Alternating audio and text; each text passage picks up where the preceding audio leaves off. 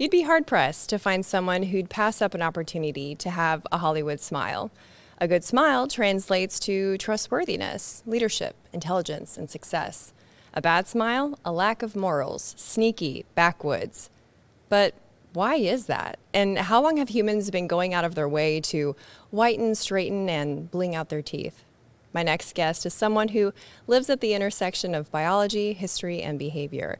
He's a PhD zoologist, Emeritus Professor of Biology at Long Island University, and a research associate at the American Museum of Natural History. He's also the author of Bite, an incisive history of teeth from hagfish to humans. And today we're going to get psychosocial historical as we discuss all things teeth and social status. Author, anatomist, proud New Yorker, Dr. Bill Schutt. Thanks for being here.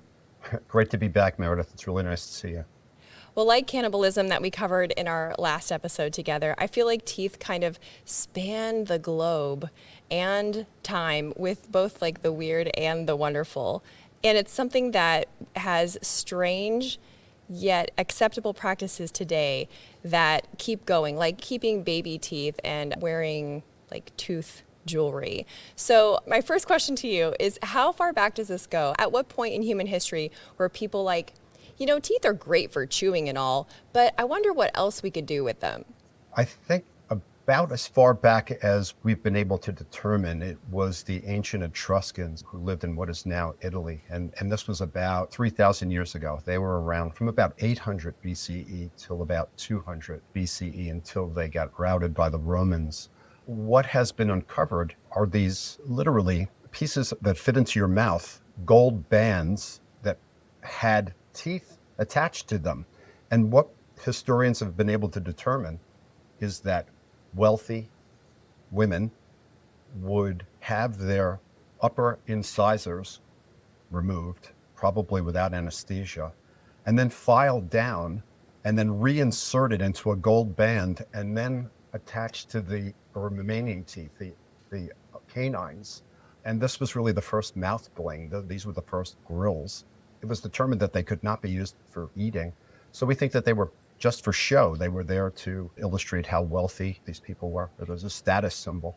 So it was mostly women, and then it even prevented how well they could chew, but they still did it? It was all women. And so my first question was, well, were the teeth bad? And the historians that I spoke to said, no, these were the teeth that, if your teeth are going to go bad, they're going to go bad from the back forward, your molars and premolars.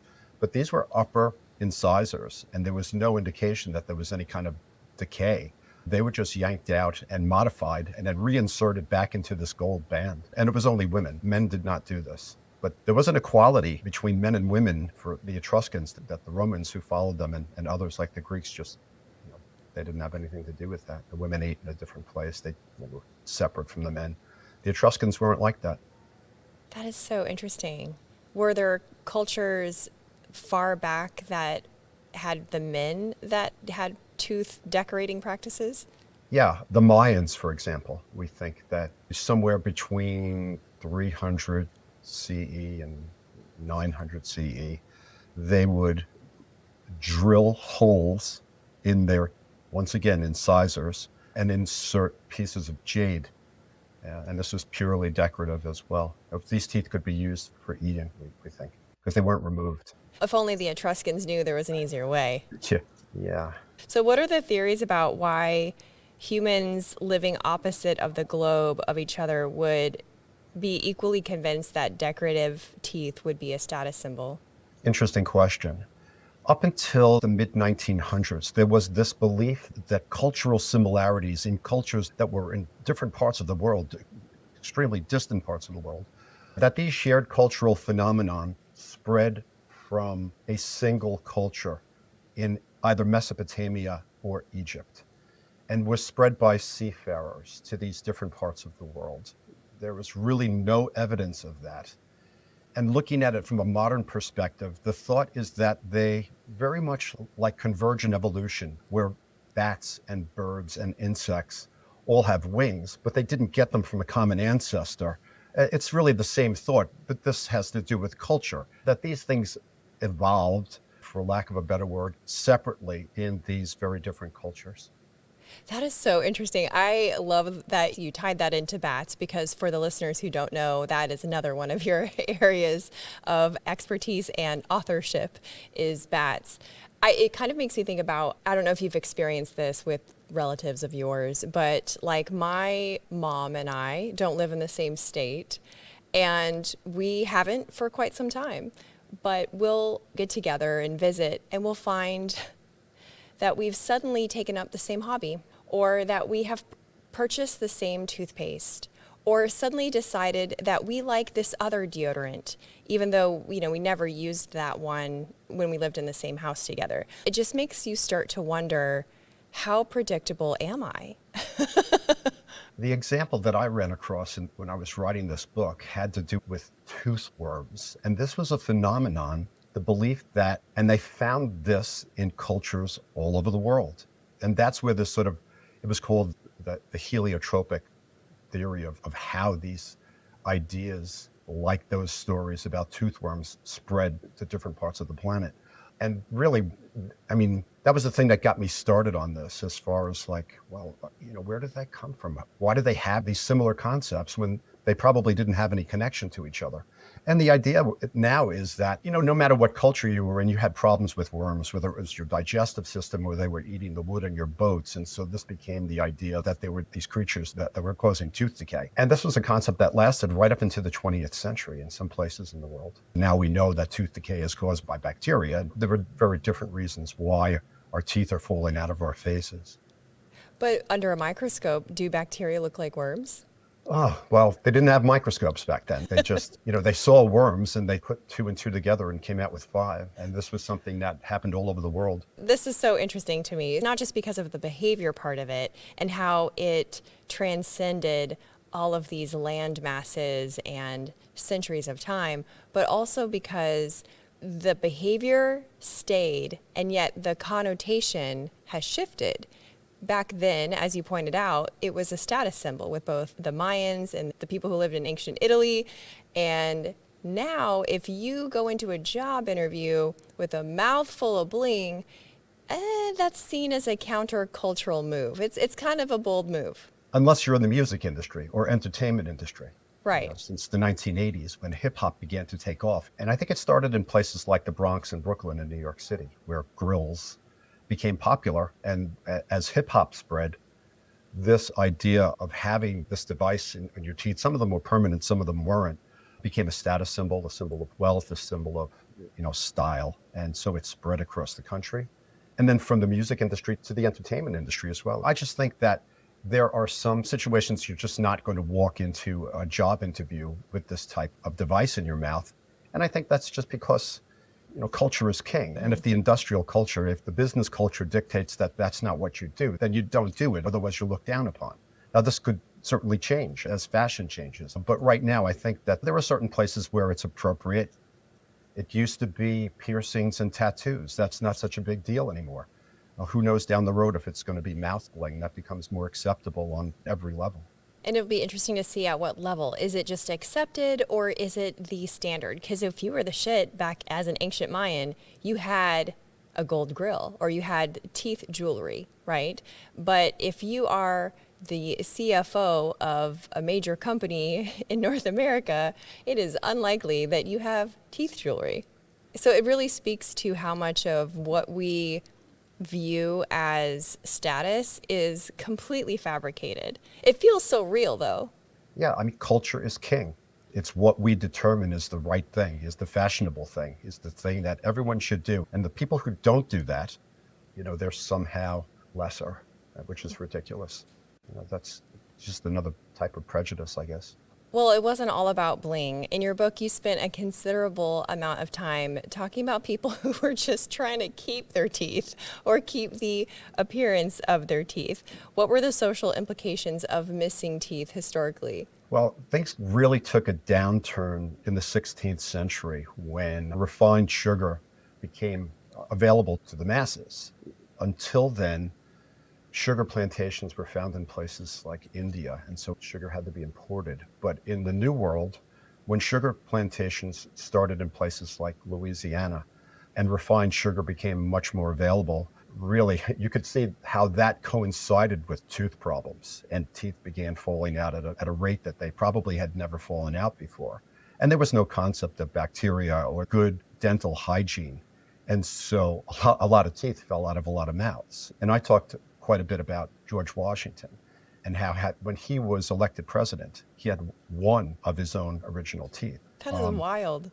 Yeah, but we don't think that it was because he consumed a lot of sugar. We think that it was medical treatments at the time, which contained mercury, which caused his teeth to loosen up and fall out. While there is documentation that he was treated with mercury compounds, there's no direct evidence where he's talking about the fact that, I used this stuff and now my teeth are falling out. It came from people like John Adams, who did make the connection between the medications they were taking and the problems that they had with loose teeth.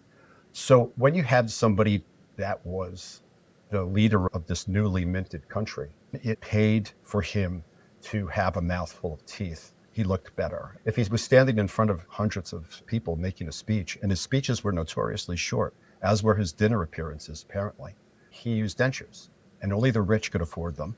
And so, this was something that I found really interesting. I lucked out. When I wrote a book about cannibalism, there was this big controversy that popped up about the Donner Party and all these headlines that the Donner Party didn't cannibalize. And I went in there and researchers were like, no, they cannibalized. So in sort of the same way, when I started to look at, you're writing a book about teeth, and has tried to be a historian, and you're like, well, George Washington, wooden teeth, were they made of wood? Right. So that's how I started. But what I ran into was the fact that, there was this major controversy that was taking place about where the teeth that were used in his dentures came from. And generally, they came from elephant tusks or hippo tusks or cows or horses or elk that were carved and inserted into these horrible metal lead contraptions with springs, and it had to be incredibly painful. But some of the teeth that were in his 4 sets of dentures that we still have from George Washington were human teeth. And so the question became, where did they come from? And people did some digging, and what they found out was that Washington held enslaved people on his plantation, and that these enslaved people commonly sold their teeth right out of their mouths, a la Les Miserables, where Fantine sells her teeth. And so there was this real big uproar that I got to investigate about whether or not there was evidence that Washington's dentists used slave teeth in the dentures that he wore over the last 20 years of his life. So most people didn't have dentures.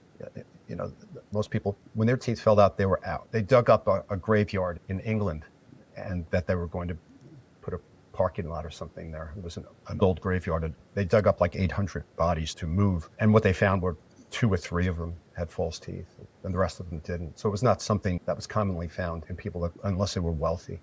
Yeah, so it went from having the status symbol being shiny teeth, decorated teeth, diamond teeth, to just having teeth. Yeah, and I think it was necessary for him to have a good set of teeth if he was going to look strong in front of his soldiers and in front of people that he spoke to.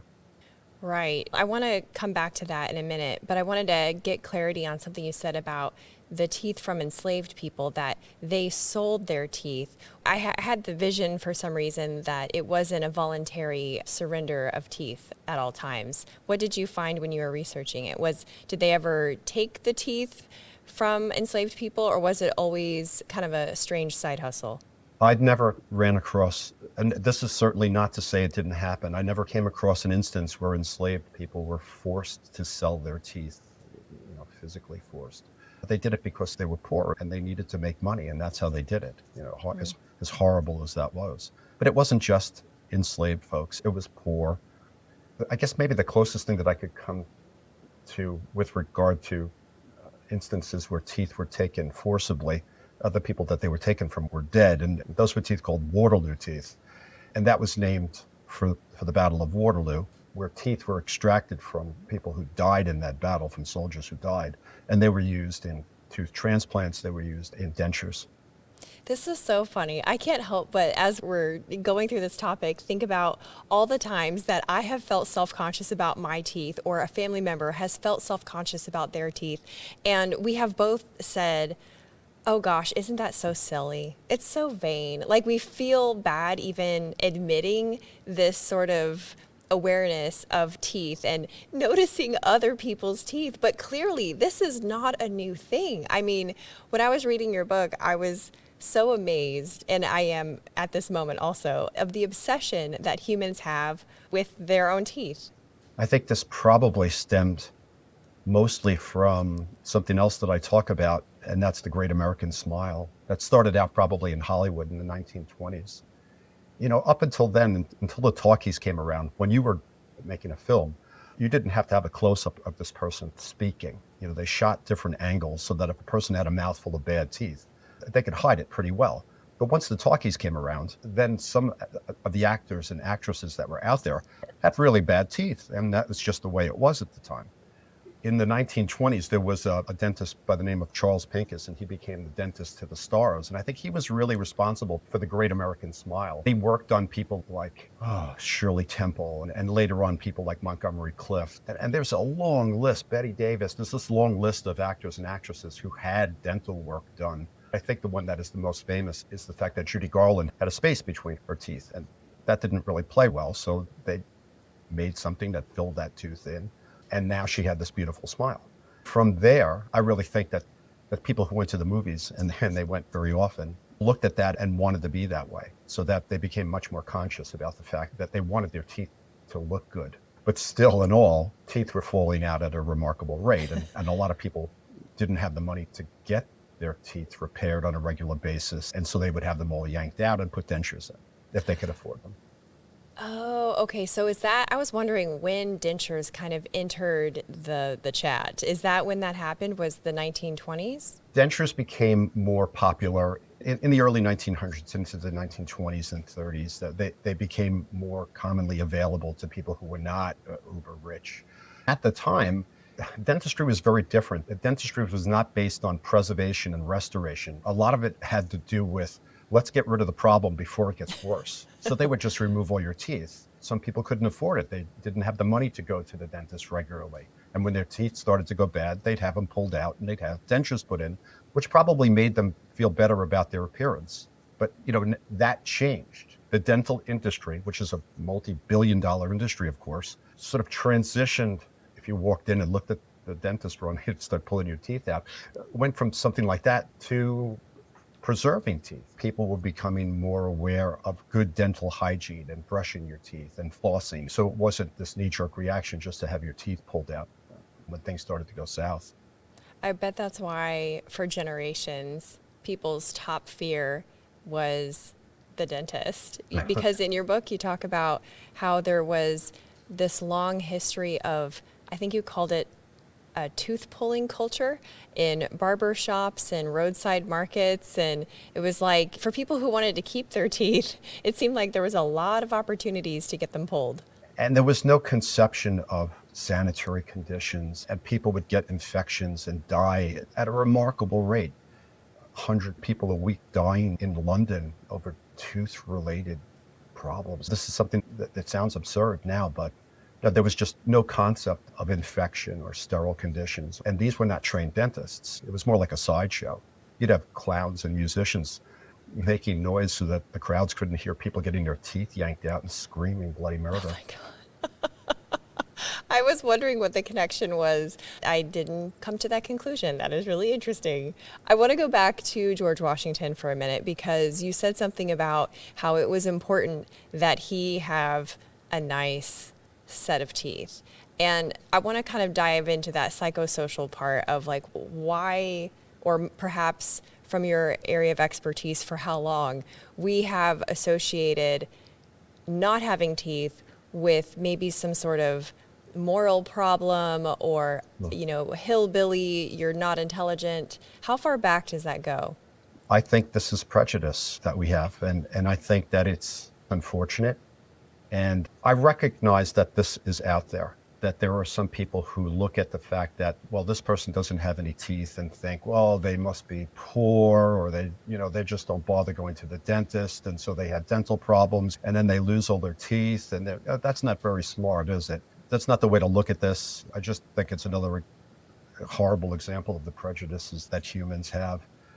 From a scientific perspective, I think that for me, the important thing was that a growing amount of research that points to a connection between gum disease, which is the leading cause of tooth loss, and cognitive decline.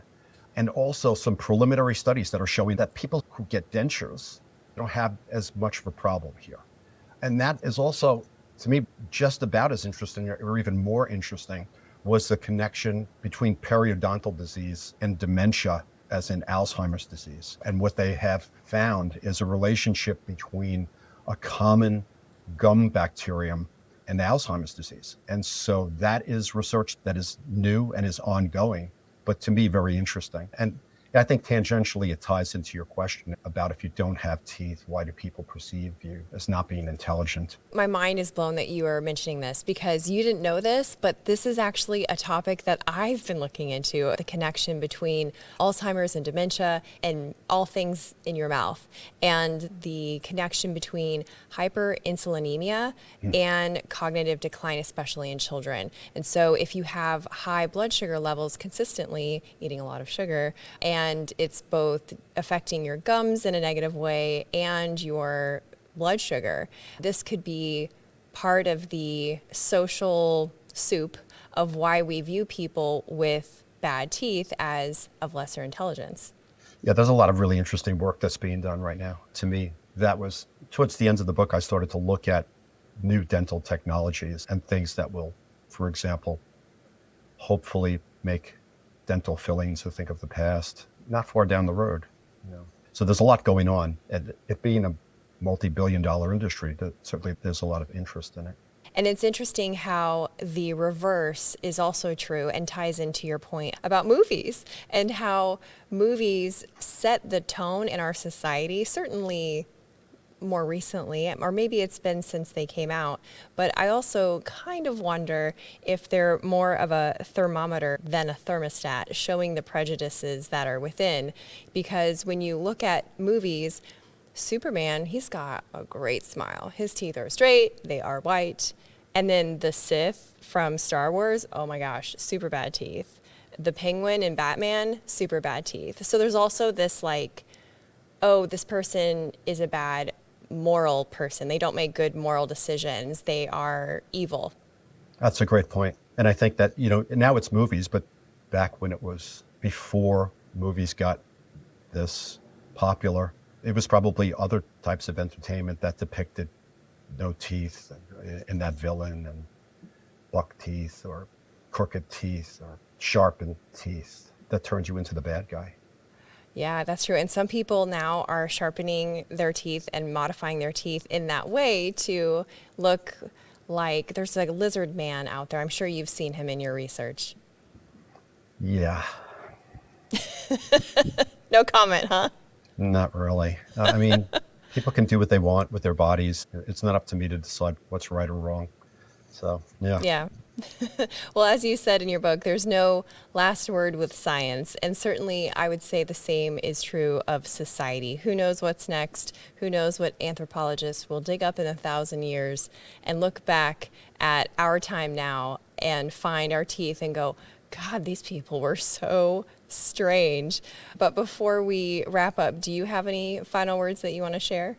This was my first big appearance talking about this book. And as a zoologist, naturally I want to sort of approach this from looking at it, at how teeth evolved in the animal kingdom and how they led to vertebrates being so successful. So to look at it from this angle that you present, to me, is a bit more difficult because I'm not a psychologist. That's not my training. So this is a learning experience for me. When you're looking at this type of thing and you haven't worked on it in the past, I study bats for a living, and now I'm writing a book about teeth. So the learning curve is really steep, and it remains so. Well, what I love about, first of all, your willingness to come on my show and kind of explore the corners of your expertise, the edge of your expertise, and kind of holding on. And Dear life. Well, you're doing a great job. But what I appreciated so much about it is that we are all interconnected, and our biological history and our documented history, our modern way of living right now, they all are related and connected in some way. And I see those connections as helpful to gain perspective. Because you've heard the saying, don't ask the fish how the water is, right? Because they're in the water. They're like, what water? I feel that way about modern society in the moment. If you don't take a historical look at what could be informing your present day, you are losing a lot of really valuable perspective. Very interesting. Yeah, that's a great angle to take. And I've been really lucky because I've been able to find this niche with my writing where I take complex concepts like cannibalism or the heart or blood feeding, things that you would normally have this horrible knee-jerk reaction to, and explain them from a zoological point of view. I'm able to get some neat science across, but do it in a hopefully entertaining fashion and a humorous fashion. So I think that's my job. I'm very lucky and very grateful that I get to do that in this book that I had no idea about. And then, as I said, I fell right into the middle of this controversy about whether or not George Washington's dentures, where those teeth came from. So yeah, I just hope it continues. I'm never ungrateful that I get to do what I do. I just think I'm very, very lucky. Well, I am very lucky to have you on the show again. And you're right, your book, both the books, have really portrayed not just the important history, but also I can hear your voice now when I read your books.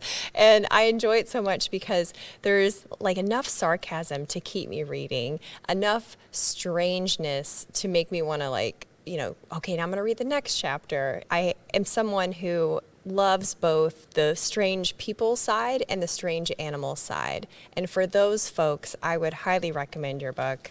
10 out of 10. Definitely get a copy. Thank so you. Tell people where they can find it and how they can keep in touch with what will inevitably be your next book. The book goes on sale on August 13th. It can be pre-ordered, and it's available pretty much everywhere that books are sold, in every format that's out there.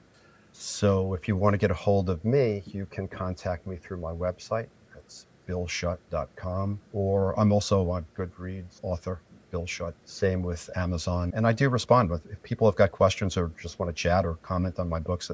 I'm always responding to folks and making a lot of friends like that. Yeah, I've got a proposal for a new nonfiction, but I'm not really ready to talk about that quite yet.